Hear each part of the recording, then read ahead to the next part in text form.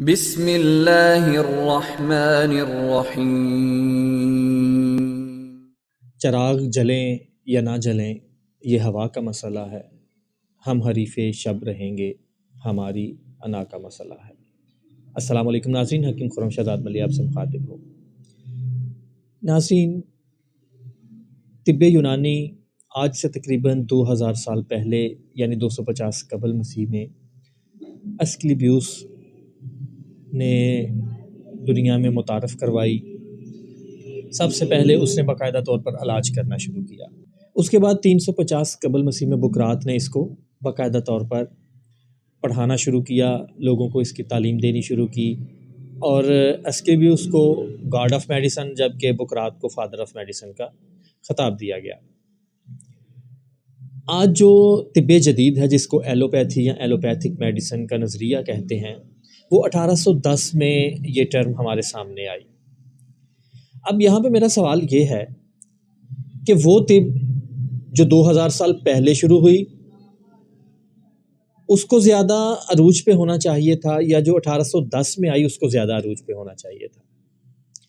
تو آبویسلی جواب تو یہی ہونا چاہیے کہ جو قدیم ہے اس کو زیادہ عروج پہ ہونا چاہیے، کیونکہ اس میں ایک لمبا پروسیس ہے جس میں ریسرچ کی گئی، جس میں نظریات پیش کیے گئے، ان کو پرکھا گیا، بیماریوں کے علاج دریافت کیے گئے، تو یقیناً اس کو بام عروج پہ زیادہ ہونا چاہیے۔ لیکن بالکل اس کے برعکس ہے، آج ہم دیکھتے ہیں تو جو ایلوپیتھی ہے وہ اپنے بام عروج پر ہے، جبکہ طب یونانی اس کے سامنے کچھ بھی نہیں۔ لیکن یہاں پہ میں یہ بھی بات واضح کر دوں کہ طب یونانی کے وہ نظریات جو آج سے 1000 سال پہلے، آج سے 1500 سال پہلے پیش کیے گئے تھے، آج بھی جدید طب کی روشنی میں وہ مستند ثابت ہو رہے ہیں، یا یوں کہہ لیں طب جدید بھی انہی نظریات کو فالو کر رہی ہے۔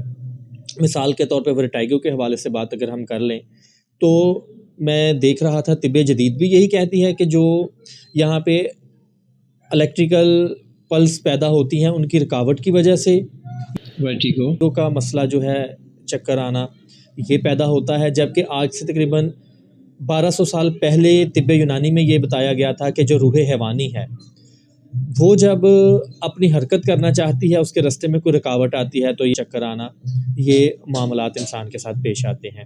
تو بہت سارے نظریات ایسے ہیں جو آج بھی مستند مانے جاتے ہیں۔ ابن الہیثم کو آج بھی پڑھا جاتا ہے، ابو علی سینا آج بھی پڑھایا جاتا ہے، لیکن اس سب کے باوجود یہ طب یونانی کا جو حال ہے، اس کی ذمہ داری میں خاص طور پر اپنے حکماء کو دیتا ہوں۔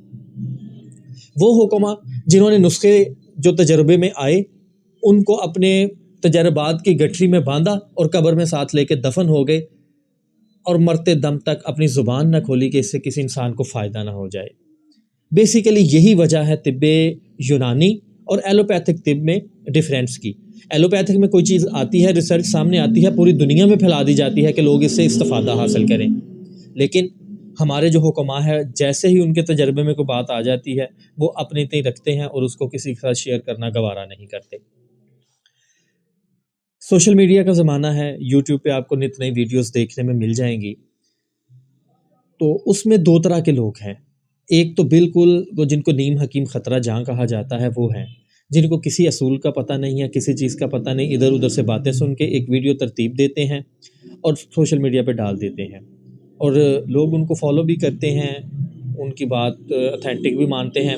لیکن ہمارا زیر بحث وہ لوگ نہیں ہیں، ہمارا زیر بحث وہ لوگ ہیں جو حکماء ہیں، مستند حکماء ہے، استاد الحکماء ہے، کالجز میں پڑھا رہے ہیں، نئے طبیبوں کو لیکچر دے رہے ہیں، لیکن علم میں بخل برت رہے ہیں۔ معذرت کے ساتھ میں اس طرح کی کنٹروورشل ویڈیوز نہیں بناتا اور نہ میں اس طرح کی باتیں کرتا ہوں۔ میرا مقصد طب یونانی کو عام کرنا ہے، اور ہمیشہ ہم ہر ویڈیو میں کوئی نئے ٹاپک کے ساتھ آتے ہیں، کسی نئے مرض کے ساتھ، کسی نئے نسخے کے ساتھ آتے ہیں، لیکن دل برداشتہ ہوتا ہوں یہ دیکھ کے کہ ہم جتنی کوشش کر رہے ہیں طب یونانی کو زندہ رکھنے کی، اس کو پھیلانے کی، اس سے زیادہ فورسز جو ہیں وہ اس کو مارنے کی طرف راغب ہیں، اور مارنے کی اس سے بڑی اور کیا وجہ ہو سکتی ہے، یا اور کیا طریقہ ہو سکتا ہے کہ ہم نسخے اپنے سینے میں دفن کر رہے ہیں، بتانا گوارا نہیں کرتے۔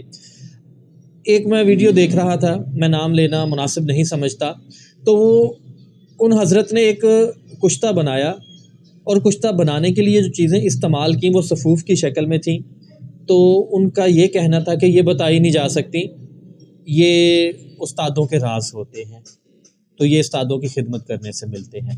اب سوال یہ ہے کہ استادوں کی خدمت کرنے سے اگر یہ راز ملتے ہیں تو کیا ایک نسخے کے لیے ساری عمر آپ کے پاؤں دبائے جائیں، آپ کے مطلب پہ جھاڑ پونچھ کی جائے؟ کیا مطلب، کس طرح یہ استادوں کی خدمت کرنے سے ملتے ہیں؟ علم کو عام کرنا چاہیے۔ استاد کی قدر بہت ضروری ہے، استاد کی قدر کے بغیر آپ علم حاصل نہیں کر سکتے۔ یہاں پہ میں ایک نام لے دیتا ہوں، انڈیا سے ڈاکٹر واحد بیگ صاحب۔ آپ دیکھیں وہ طب یونانی کو پھیلا رہے ہیں، دن رات وہ اسی کوشش میں رہتے ہیں۔ ان کی کسی ویڈیو میں آپ یہ نہیں دیکھیں کہ انہوں نے کوئی راز چھپا لیا ہو۔ اور استاد کی قدر کی اب بات یہ ہے کہ یہاں پہ میں بیٹھ کے ان کی تعریف کر رہا ہوں، ان کے علم میں بھی نہیں ہے۔ تو یہ عزت ہے، یہ قدر ہے، یہ استاد کو چاہیے، نہ کہ استاد کو اپنے ذاتی فوائد حاصل کرنے چاہیے اور کہا جائے کہ یہ فوائد مجھے ذاتی طور پہ ملیں گے تو میں آپ کو یہ علم بانٹوں گا۔ تو اس طرح کے جو لوگ ہیں وہ ہمارے جو مشن ہے اس میں رکاوٹ ہی پیدا کرتے ہیں۔ حالانکہ ہم تو ان کو بھی اساتذہ ہی مانتے ہیں، جو عمر میں ہم سے بڑے ہیں، تجربے میں ہم سے زیادہ ہیں، تو ہمارے لیے وہ اساتذہ کی کیٹیگری میں ہیں۔ لیکن اس طرح کی باتوں سے پھر دل آزاری ہوتی ہے کہ ہم ایک کوشش کر رہے ہیں اب ان کی ویڈیو سے، یہ ویڈیو بنانے کا جو مقصد تھا، ان کی ویڈیو سے میں نے یہ اب فیصلہ کیا ہے کہ وہ سارے کشتہ جات بتاتے ہیں اور سبھی کو چھپا کے بتاتے ہیں، کشتہ بنا کے دکھا بھی دیتے ہیں اور بعد میں بتاتے بھی نہیں۔ اگر ان سے سوال کیا جائے تو وہ یہ کہتے ہیں کہ یہ جو ابھی طفل مکتب ہیں ان کو بتایا نہیں جا سکتا، آپ شیرخوار بچے کو گوشت نہیں کھلا سکتے۔ یہ بات بالکل درست ہے۔ حدیث بھی پیش کی جاتی ہے کہ حضور علیہ الصلوۃ والسلام حضرت ابوبکر صدیق رضی اللہ تعالیٰ عنہ کے ساتھ کوئی گفتگو فرما رہے تھے، حضرت عمر فاروق آئے تو آپ نے کہا زبان رک جا، کیونکہ یہ بات عمر کو بتانے والی طرح کا مفہوم ہے۔ تو میں اس چیز سے تو انکاری نہیں ہوں، لیکن جب بچے کو آپ گوشت نہیں دے سکتے، اس کو شیرخوار بچہ ہے، اس کو دودھ ہی آپ نے دینا ہے، تو اس کے سامنے گوشت رکھتے کیوں ہیں؟ سوال تو یہ ہے۔ یہ تو پھر شعبدہ بازی ہو گئی نا۔ آپ میڈیا پہ آ گئے، سوشل میڈیا پہ آ کے آپ نے دکھا دیا یہ جی ساری ڈرامے بازی ہے، یہ میں نے یہ رکھا، یہ بن گیا، یہ اس طرح ہوتا ہے، یہ اس طرح ہوتا ہے۔ اب کیسے ہو، اس میں چیزیں کون سی استعمال ہوئی، یہ راز کی بات ہے۔ تو پھر آپ دکان سجاتے ہی نہ، اگر آپ نے یہ بتانا نہیں تھا تو آپ دکان ہی نہ سجائیں۔ ہم اب یہ ایک سلسلہ شروع کر رہے ہیں جس میں کشتہ جات کے حوالے سے مکمل رہنمائی فراہم کریں گے۔ حضرت سلطان بہو فرماتے ہیں علم و بات جو کرے فقیری، کافر مرے دیوانہ ہو۔ تو علم کے بغیر تو کچھ بھی ممکن نہیں ہے۔ ہم اس میں ایک دو ویڈیوز جو ہیں وہ اصولوں پہ بنائیں گے، کشتہ جات تیار کرنے کے لیے اصول کیا ہوتے ہیں، کن چیزوں کو فالو کرنا چاہیے اور کشتہ جات کو چیک کیسے کرنا چاہیے۔ جب آپ کی چیکنگ پہ وہ پاس ہو جائیں تو پھر آپ ان کو استعمال کر سکتے ہیں۔ اور جو ان کو ہوا بنا دیا گیا، کشتے پتہ نہیں کو بلا ہوتے ہیں، انسان کو نگل جاتے ہیں، ایسا کچھ بھی نہیں ہے۔ کشتہ جات میں چند ایک انگلی پہ آپ گن سکتے ہیں، جس سے ملفار کا کشتہ ہے، تانبے کا کشتہ ہے، پارے کا کشتہ ہے، ہیرے کا کشتہ ہے، چند ایک کشتہ جات ہیں جن کو مستند لوگوں کو استعمال کروانا چاہیے یا تجربے کار لوگوں کو استعمال کروانا چاہیے، ناڑی کے بس کی بات نہیں ہوتی۔ اس کے علاوہ جتنے بھی کشتہ جات ہیں، مرجان کا، عقیق کا، یاقوت کا، چاندی کا، یا یہ شگرف کا بھی ایون آپ کروا سکتے ہیں، شگرف کچا بھی استعمال کروایا جا سکتا ہے۔ تو یہ اتنا ہوا نہیں ہے، جسٹ بات سمجھنے کی ہے۔